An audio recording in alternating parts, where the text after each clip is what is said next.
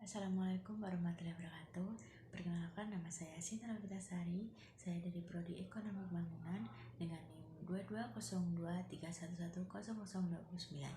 Saya di sini akan mempresentasikan hasil kerja saya matkul Sejarah Pemikiran Ekonomi. Nah, tema yang saya bawakan yaitu pemikiran ekonomi menurut idea filsafat Plato. Yang pertama itu ada geografi Plato. Nah, Plato merupakan filsafat Yunani kuno. Ia lahir pada tahun 428 sebelum Masehi. Nah, ayah Plato bernama Ariston, keturunan Kodrus, raja terakhir Athena, dan ibunya bernama Pariktion. Ia merupakan keturunan kerajaan. Sejak kecil, Plato sudah mengikuti diskusi Socrates yang bermula Aristokles. Plato merupakan nama pemberian gurunya. Asal nama Plato karena bentuk tubuh bahunya yang lebar sepadan dengan badannya yang tinggi dan tegap. Raut mukanya, potongan tubuhnya, serta parasnya yang baik. Nah, pelajaran yang didapat dari Plato yaitu waktu kecil ia bukan asli pemikir ekonomi, tapi dia itu seorang penggambar dan melukis. Jadi Plato itu sejak kecil memiliki hobi menggambar dan melukis. Nah, semenjak itu dia belajar dengan gurunya dan mengikuti diskusi-diskusi yang diajarkan oleh gurunya. Nah, dengan berjalannya waktu, Plato itu beranjak dewasa. Ia sudah pandai membuat kerangka yang bersajak. Nah, di masa itu Plato mendapat didikan dari guru filosofi atau pelajaran filosofi. Nah, filsafat Plato ini juga memiliki pemikiran yang politik yang sangat kritis terhadap penguasa Athena. Pada saat gurunya Socrates dihukum mati oleh pemerintah, Plato ini memiliki pemikiran yang sangat berkembang terhadap pemerintahan sehingga berpendapat bahwa orang paling tepat dan baik sebagai pemimpin adalah orang yang berfilsafat atau orang memiliki ahli pikir, orang yang bijak, orang yang pandai dalam menyimpulkan masalah atau menyelesaikan masalah.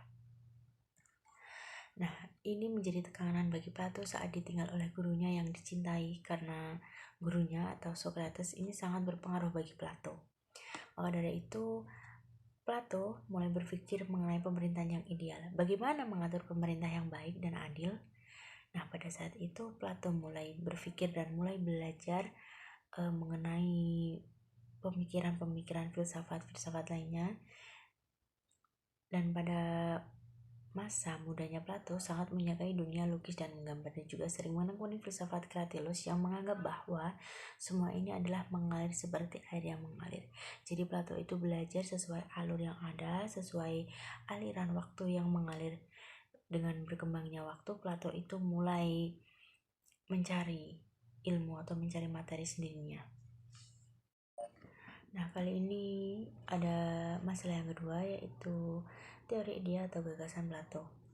Dalam mengungkap gagasan atau ide pada teori ekonomi, Plato melakukan banyak hal diskusi dengan temannya. Hal ini terwujud di dalam bukunya yaitu berjudul Republik. Jadi Plato berhasil menyimpulkan sebuah diskusi dengan temannya dalam satu buku yaitu berjudul Republik, yang secara langsung sulit sekali untuk dipahami. Plato ini lebih mementingkan idea atau gagasan, yaitu alam yang tidak indrawi, sesuai yang tidak terwujud, dan Plato juga mengatakan kebenaran itu bersumber dari satu, tidak ada kebenaran yang materi. Jadi materi hanyalah kebenaran yang membohongkan. Kebenaran hakiki itu ada dalam ide, ada dalam pikiran. Makanya Plato berpendapat sebuah kebenaran itu terwujud karena ada pemikiran. Dengan kata lain, ia mengatakan sesuatu yang terdapat pada dua unsur, yakni. Nah, menurut Plato itu ada dua unsur. Yang pertama ada jasmani, yang kedua ada rohani. Menurut Plato, itu rohani tidak akan pudar dengan perbedaan. Itu menurut Plato. Nah, selanjutnya implementasi ide Plato dalam ekonomi. Plato ini mengembangkan konsep rasionalitas dengan istilah idea atau gagasan. Nah, idea Plato ini dirasakan sebagai dunia yang melampaui manusia. Dalam buku Russell, idea Plato diuraikan sebagai hal yang terwujud merupakan akibat dari idea yang lain. Dan idea yang asli merupakan idea yang mewujudkan idea lain. Idea tertinggi adalah idea kebaikan. Jadi Plato ini menganggap idea paling tertinggi itu idea yang memikirkan hal kebaikan. Makanya Plato ini mendukung sesuatu hal yang bersifat positif. Di antaranya ada kebaikan, kejujuran, keadilan, dan lain sebagainya. Nah, Plato menekankan akal sebagai cara untuk mendapatkan kebenaran daripada menggunakan indrawi yang mengutamakan perasaan. Jadi dengan menggunakan akal, kita mampu memahami alam semesta ini, bahwasanya pergerakan tidak hanya terjadi dengan sendirinya. Akal yang rasional mengatakan bahwa ada suatu sebab di balik pergerakan dari alam semesta. Dalam konsep ketuhanan, bahwa alam semesta ini digerakkan oleh Tuhan. Seperti itu contohnya. Jadi Plato itu lebih menekankan ke akal pikiran dan Plato menganggap bahwa segala sesuatu yang terjadi pada dunia ini ada sebab dan akibatnya. Dalam anggapan Plato mengenai uang itu tidak bisa dibungakan, uang tidak bisa dikembangbiakkan, dan uang itu tidak bisa berbunga. Jadi Plato menurut saya Plato ini lebih menuju ke ekonomi syariah karena dia tidak mempercayai dengan adanya kembang biaknya uang. Dia tidak setuju bahwa uang itu bisa diperanakkan atau dibungakan. Nah, kesimpulannya yaitu Plato merupakan seorang filsafat Yunani yang lahir pada tahun 428 sebelum Masehi. Terus filsafat Plato sebagai pemikir politik yang sangat kritis terhadap penguasa Athena, dan pada saat gurunya Socrates dihukum mati oleh pemerintah, maka pemikiran Plato mulai berkembang dan kritis terhadap pemerintahan Athena. Plato ini lebih mementingkan idea atau gagasan, yaitu alam yang tidak indrawi, sesuatu yang tidak terwujud. Sesuatu yang tidak terwujud ini mengatakan bahwa kebenaran itu bersumber dari satu, tidak ada kebenaran yang materi. Jadi materi ini hanyalah kebenaran yang belaka.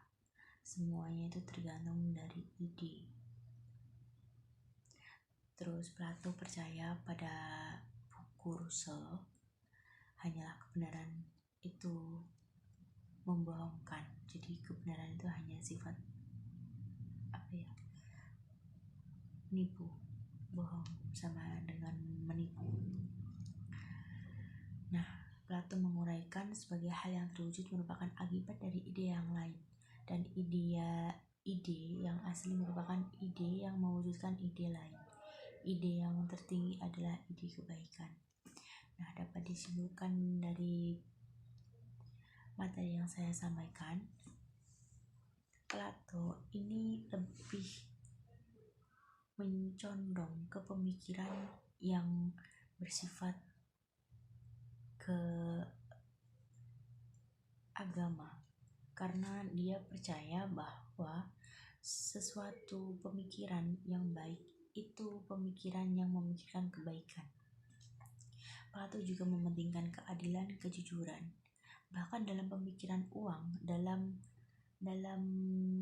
deskripsi uang, Plato ini menganggap bahwa uang itu tidak bisa diperanakkan dan juga tidak bisa beranak. Jadi dia tidak setuju kalau uang ini bersifat beranak gitu. Kalau diibaratkan bank, Plato lebih memilih bank syariah dibanding bank Indonesia biasa, karena dalam syariah itu tidak ada pembungaan uang, tapi adanya pembagian hasil, sedangkan bank-bank lain itu ada bunga. dalam pemutaran uang. Semisal ada seseorang atau masyarakat yang meminjam uang pada bank biasa, itu biasanya ada bunga beberapa persen. Tapi kalau di bank syariah itu biasanya tidak ada bunga, melainkan ada bagi hasil jika usahanya sudah berhasil gitu. Jadi Plato ini lebih kecondong memilih pemikiran yang baik, pemikiran yang bersifat keagamaan. Seperti itu. Baik, sekian itu presentasi dari saya. Apabila ada kurangnya atau ada salah dalam pengucapan ataupun ada kesalahan dalam materi, mohon dimaafkan. Wassalamualaikum warahmatullahi wabarakatuh.